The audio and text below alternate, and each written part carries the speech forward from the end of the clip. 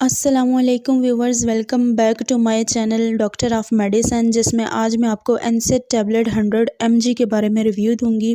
ये टैबलेट क्या होती है, क्या इसका यूज़ होता है और कौन से कंडीशंस में आप इसको खा सकते हैं, क्या इसके साइड इफ़ेक्ट्स होते हैं, ये सब जानने के लिए इस वीडियो को एंड तक देखें। लेकिन उससे पहले तमाम देखने वाले जो न्यू हैं चैनल पे, वीडियो को लाइक शेयर और सब्सक्राइब कर दें।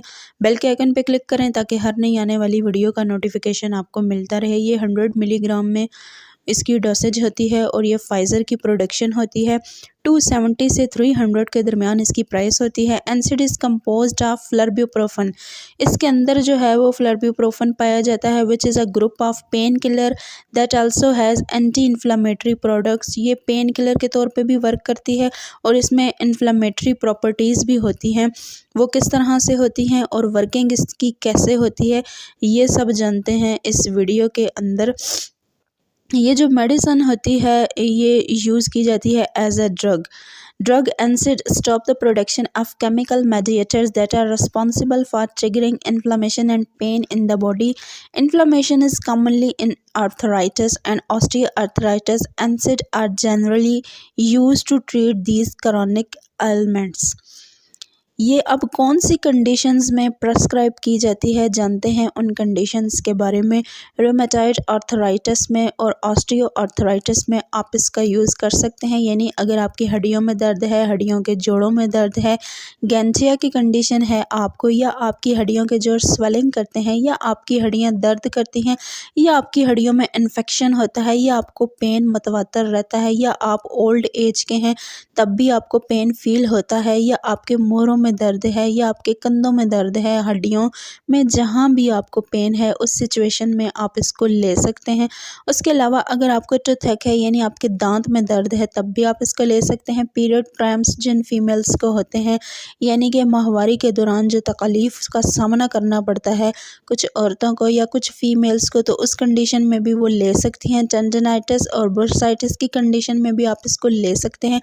उसके अलावा अगर आपके ऑन द होल जिस्म में अगर पेन रहता है, या आपको मस्कुलर पेन है, या आपको नर्व पेन है, या आपके बाजुओं टांगों में मतवातर पेन रहता है, सर में दर्द है, माइग्रेन के इश्यू हैं, या पूरे सर में दर्द है, या आपकी गर्दन में खिंचाव है, या आपको मस्कुलर पेन भी है, तो उस कंडीशन में भी आप इसको खा सकते हैं। उसके अलावा अगर आपको इन्फ्लामेशंस हैं, यानी कि सोजन है आपके बॉडी के किसी भी पार्ट में पेन के साथ साथ, तो उस कंडीशन में भी आप इसको खा सकते हैं। ओवरऑल अगर इस मेडिसिन के बारे में मैं बात करूं तो ये पेन आपको जहां भी रहता है ये एज अ पेन किलर भी वर्क करती है, और इन्फ्लामेशंस की कंडीशंस के तौर पे भी ये आपको ट्रीट करती है। बहुत बेस्ट इसके रिजल्ट्स होते हैं।